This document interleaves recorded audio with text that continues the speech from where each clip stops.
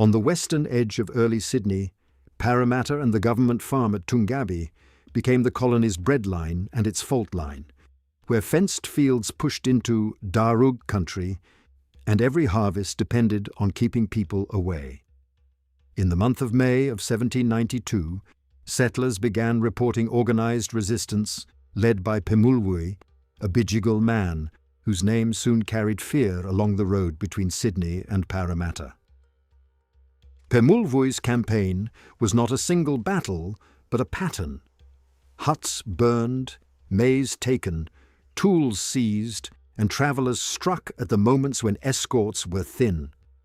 These raids targeted supplies more than territory, because starving the farms meant slowing expansion. The northern farms near Parramatta were especially vulnerable, scattered holdings with small stores, thin palings, and anxious families who slept with loaded muskets beside the door.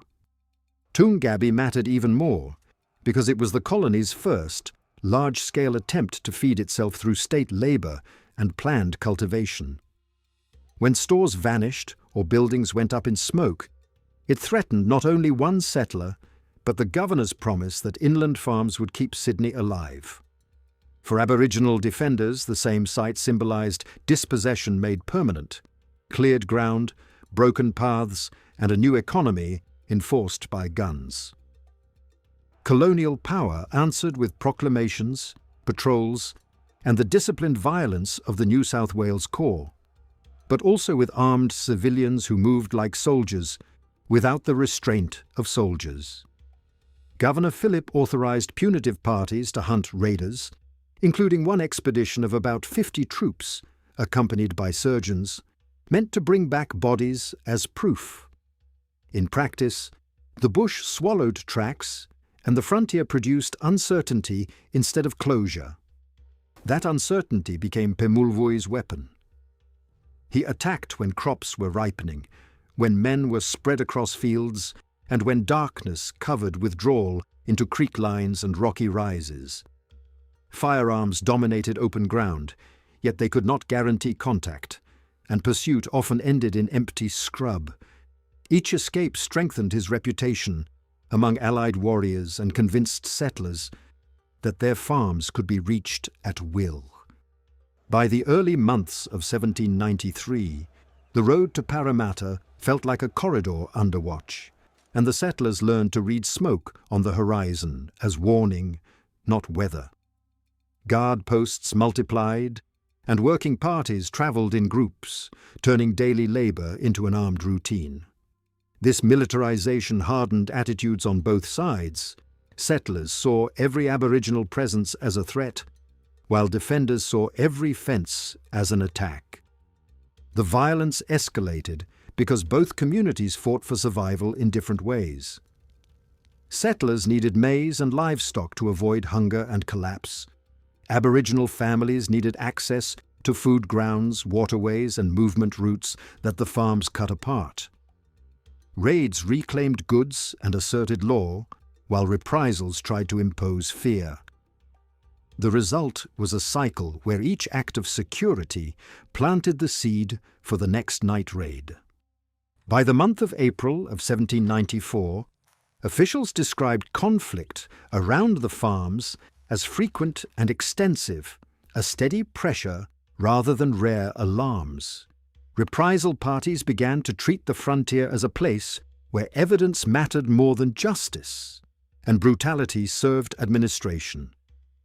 In one clash remembered around Toongabbie, Europeans severed the head of a slain warrior and carried it back to Sydney as proof of success. Such acts did not pacify the district. They taught resistance leaders that capture could mean humiliation and that negotiation would be answered with force. Pemulwuy's influence grew as he coordinated men from different places to strike quickly, then disperse before retaliation gathered. The colony's leaders believed they could break the pattern by punishment, yet each expedition also mapped routes, exposed weaknesses, and showed where the farms were most fragile. This opening section ends with the frontier locked into its new rhythm. Raids that hit the breadbasket, patrols that harden into vengeance, and a leader whose name becomes the organizing signal for action.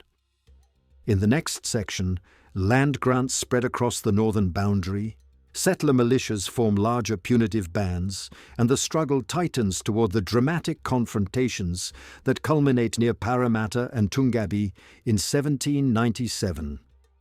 By the middle years of the decade, the fighting around Parramatta and Toongabbie had settled into a grim logic. Crops were planted under guard, harvested under guard, and carried under guard, because Pemulwuy's raiding parties treated the farms as supply depots of an invading force. Every successful strike proved that fences did not equal control, and every reprisal proved that the colony would answer loss with escalating cruelty. Settlers remembered this period through alarms and smoke. A hut lit at dusk, a stockyard broken open, a bag of maize gone, a path watched from the shadows. To Aboriginal defenders, these were not random crimes, but calculated blows against expansion, timed for vulnerability, and designed to keep the Western farms nervous and expensive to maintain. The same road that carried grain also carried rumours, and rumours became weapons that travelled faster than soldiers. Colonial authority responded by tightening the chain of command and the chain of fear. Patrols became more regular, escorts more heavily armed, and punishments more theatrical. The New South Wales Corps could march in formation, but on the frontier, it often moved with settlers whose anger outran discipline and whose idea of security blurred into vengeance. The bush offered cover for raiders, yet it also offered excuses for indiscriminate retaliation. In this atmosphere, battle meant something different on each side. The settlers wanted a decisive clash that would end the threat. The defenders wanted repeated contact that would make settlement feel temporary. Pemulwuy's strength lay in refusing the kind of fight muskets were built to win. He could concentrate men for a sudden raid, then dissolve into gullies and tree lines, leaving pursuers firing into silence and returning home, claiming a success they could not prove. The government farm at Toongabbie remained a magnet because it embodied the colony's ambition to feed itself, and because its stores of grain, iron, and tools were worth the risk. Even when raids took only a small amount, the psychological effect was heavy. If a guarded government farm could be struck, no private holding felt safe. Each attack forced officials to divert manpower from building, clearing, and planting into patrols and guard duty, weakening the colony's growth. Meanwhile, the frontier's social fabric frayed. Settlers began to treat all Aboriginal people near the farms as potential enemies, and Aboriginal families began to treat every armed party as a threat to life, not merely to property. This mutual suspicion made peaceful contact rarer and more dangerous. A meeting at a creek or track could turn lethal in seconds, because both sides assumed the worst, and the worst had often been true in the weeks before. Pemulwuy's influence also depended on his ability to survive the colony's attempts to isolate him. Officials tried to break networks by banning gatherings, controlling movement, and rewarding informants. But these measures struggled against kinship ties and the geography of the river country. The colony could seize a field. It could not easily seize knowledge of crossings, waterholes, and routes through scrub. Each failed pursuit became another lesson, sharpening resistance rather than dulling it. By the later months of 1796, the pattern felt to colonists like a war of endurance, and to defenders like a race against permanent loss.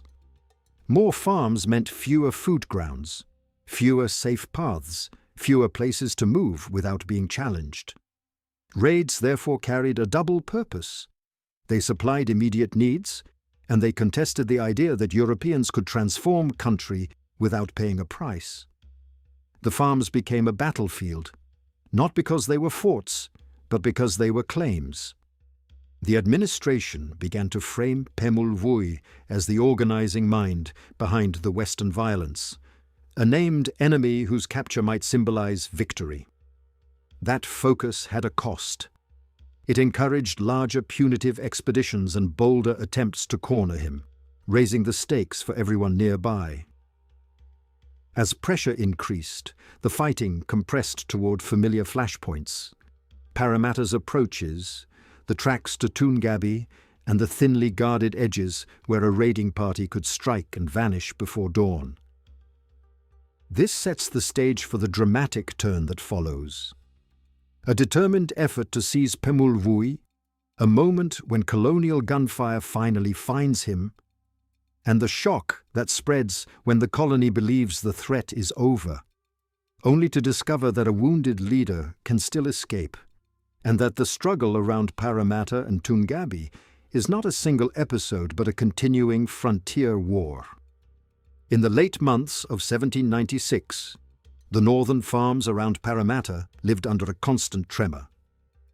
Each new land grant pushed fences outward, and each fence drew raiders back at night. Pemulwuy's parties were now described as moving in larger groups, striking where stores were richest and guards thinnest, then fading into creek lines. The colony answered with tighter patrols and harsher rules, believing a single decisive capture could break the pattern. The spark for the crisis came in the month of March, in 1797, when Pemulwuy led a raid on the government farm at Toongabbie. For settlers, this was an attack on the colony's grain heart, not just a robbery. For the defenders, it was a statement that the state farm was not untouchable. The raiders took provisions and forced the district into panic, and the settlers gathered themselves into a punitive party determined to hunt. At dawn, armed settlers and soldiers tracked movement through the bush toward the outskirts of Parramatta, where they surprised a large group of warriors, often estimated at around 100. The defenders scattered to avoid musket volleys, and the chase ran hard through scrub and broken ground.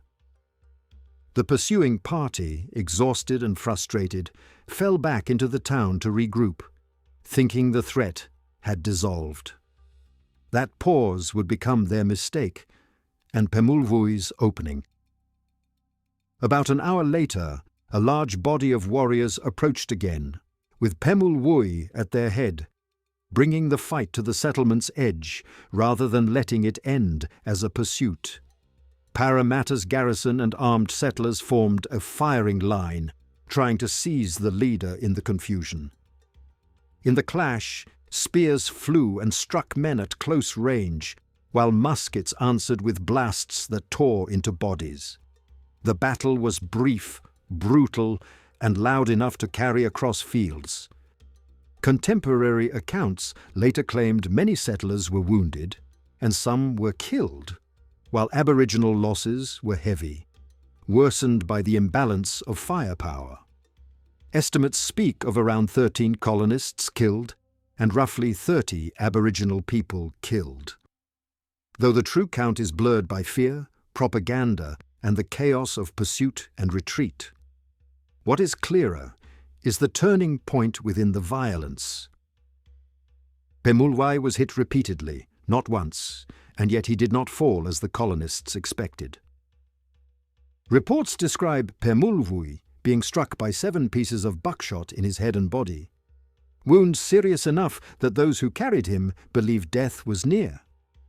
He was taken to the hospital at Parramatta, placed under guard, and restrained with iron at his leg.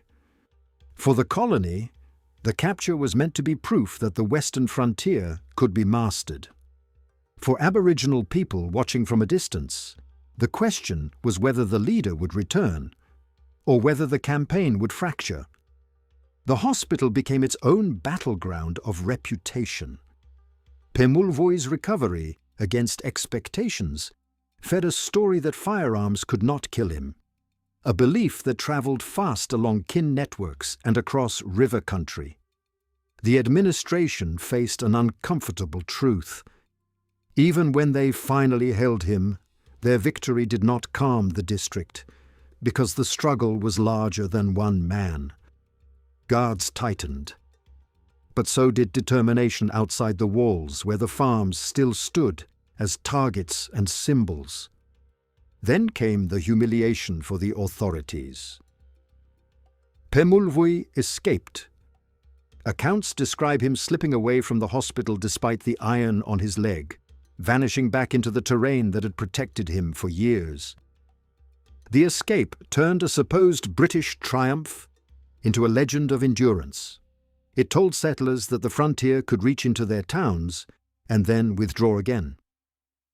It told Aboriginal fighters that the campaign could survive the worst moment, even after buckshot and chains. After the battle, the colony leaned harder on proclamations, rewards, and intimidation, trying to isolate Pemulwuy by turning him into an outlaw whose capture or death would be paid for. Yet outlaw language did not change geography, and it did not erase the reason raids continued. Farms kept expanding, and traditional access kept shrinking. The western districts remained tense, because every season offered the same brutal arithmetic of hunger, fear, and retaliation on both sides. This episode, remembered as the battle around Parramatta and the raid at Toongabbie, is the center of the 1797 crisis, a raid that provoked a hunt that became a battle, a leader wounded again and again, and an escape that turned capture into myth. In the next section, the story shifts to what followed this legend, how raids and reprisals continued, how the frontier adapted, and why the line held until the colony sought a final end. In the months after Pemulwuy's escape from the Parramatta hospital, the western districts did not relax, they clenched. Settlers repaired fences, slept in shift, and kept powder dry, while officials tried to turn shock into policy. The colony framed the frontier as a problem of criminals, not dispossession, and it prepared stronger patrols, faster reprisals, and wider authority for armed parties, moving between Parramatta and Toongabbie. The administration issued orders that treated gatherings of Aboriginal people near farms as threats by default. Rewards were discussed, names were circulated, and the language of outlawry spread, meant to isolate Pemulwuy by making anyone who aided him a target. Yet on country, alliances did not dissolve because a governor demanded it. Kinship and shared danger pulled people together, and the bush offered routes that paper proclamations could not map or block. Raids resumed as a deliberate answer to that pressure. A strike might take maize, salt meat, or tools, but it also forced the colony to spend men guarding what it had stolen from the land. Each escort pulled labor away from clearing and planting, and each night, alarm turned a farm into a fort that could never fully rest. Pemulwuy's leadership was felt in the timing of attacks and in the choice of targets that embarrassed officials. Toongabbie remained central because it carried government prestige and government stores. When it was threatened, rumours ran to Sydney that the breadbasket could be cut, and panic tightened the whole colony. Soldiers marched, then returned with little to show, because the defenders avoided open ground. The frontier became a contest between firepower and mobility often won the moment, even when the colony held the fields by day. The settlers' violence also shifted from reaction to prevention. Patrols began to move before raids happened, aiming to surprise camps, seize spears, and scatter groups away from the farms. But preemptive action blurred into indiscriminate harm, and harm created more enemies than it removed. In this way, the colony fought the symptom while feeding the cause, because fear, loss, and grief made young men more willing to fight, and families more determined to resist removal. For Aboriginal communities, the struggle was not only tactical but moral. The farms cut through food grounds, interrupted travel, and demanded that people accept a new rule enforced by muskets. Resistance defended access to river flats and creeks, but it also defended dignity, the right to walk, to hunt, and to gather without being treated as trespassers. Pemulwuy's survival after buckshot and chains turned him into proof that endurance was possible. Colonial officers and settlers recorded the conflict in the language of raids, theft, and punishment. Yet their own actions revealed they understood it as war. They fortified, they scouted, they marched, and they pursued with the expectation of killing. The absence of formal declarations did not reduce the violence, it only hid it behind administrative phrases. Around Parramatta and Toongabbie, peace meant a week without smoke, not an agreement. As 1797 wore on, both sides adapted. Settlers travelled in larger groups and kept watchmen near stockyards, while defenders learned the rhythms of patrols, the gaps in routes, and the moments when the guards were lax. The frontier's intelligence war mattered as much as weapons. Who saw who first? Who heard hooves at night? Who found fresh tracks by morning? In this terrain, knowledge could outweigh lead. The colony's leaders wanted a final ending. But the line they faced was not a single man. Pemulwuy's influence mattered, yet the farms themselves ensured conflict would continue, because every new clearing narrowed options for those pushed aside. The district's violence therefore became self-renewing. Expansion provoked raids, raids justified reprisals, reprisals hardened settlers, and hardened settlers expanded again. The cycle was the engine of the frontier. By the end of 1797, the Parramatta-Toongabbie struggle had become a template for how the colony would push inland. Claim, guard, punish, and claim again. Pemulwuy remained the name most feared, but the deeper story was the system forming around that fear. In the final section, the narrative closes the series by tracing what this campaign changed, how it shaped policy, memory, and the legend that outlived the battles. The Parramatta-Toongabbie line did not end with one battle or one escape, because the frontier was not a single incident. It was a moving border that followed the plough. By the closing years of the decade, the western farms had expanded enough that conflict became structural. Settlers needed land and grain. Aboriginal people needed country and access, and neither side could secure those needs without confronting the other. Pemulwuy's campaign from 1792 to 1797 therefore mattered less as a sequence of isolated raids than as the first sustained proof that the colony could be resisted and delayed. In the colonial imagination, Pemulwuy became the named enemy who could explain fear. Officials and settlers spoke of him as an organizer, a commander, a man who drew warriors together and chose targets with purpose. That focus was partly accurate and partly convenient. It allowed the colony to treat a broad resistance as the work of one criminal, which justified harsher policing. Yet the pattern around Parramatta and Toongabbie shows why that explanation was incomplete. Raids persisted because the farms kept advancing, because people were being pushed off food grounds, and because every punitive party created fresh grief that demanded an answer. The battle near Parramatta in the month of March in 1797 became the center of the story because it combined everything at once. A raid on Toongabbie that struck the colony's grain heart, a chase, and a sudden counter-approach by warriors, close-range violence of spears and muskets, heavy deaths on both sides, and the shocking moment when Pemulwuy survived multiple buckshot wounds and then escaped confinement. Settlers read this as proof that they faced a leader who could not be finished.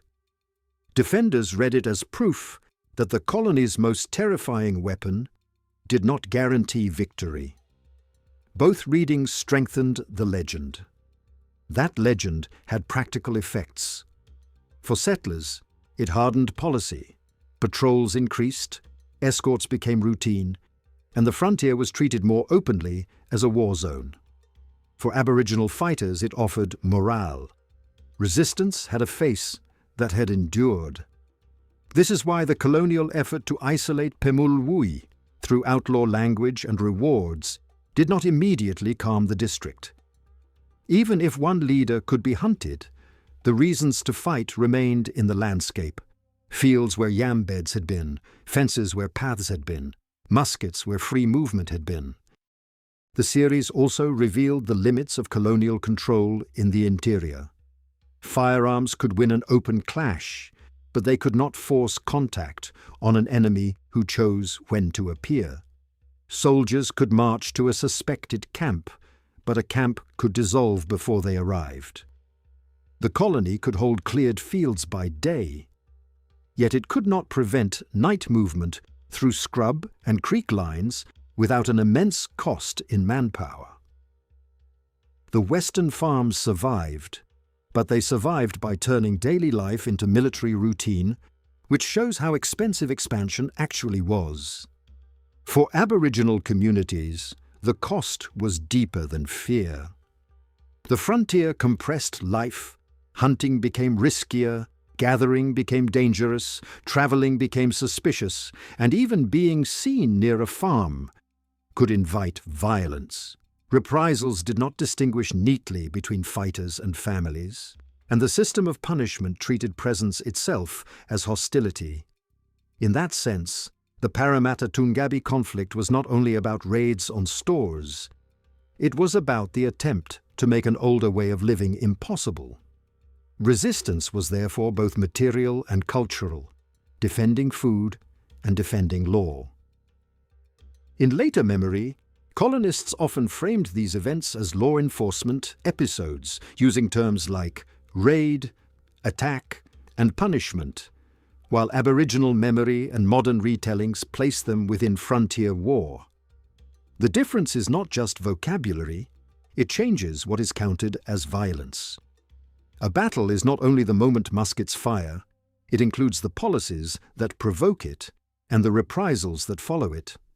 Seen this way, the years from 1792 to 1797 form a coherent campaign, with Parramatta and Toongabbie as repeated flashpoints where expansion met organized refusal. Pemulwuy's influence endures, because he represents a strategic truth. Early colonial settlement was not an unstoppable wave, but a fragile project that could be disrupted.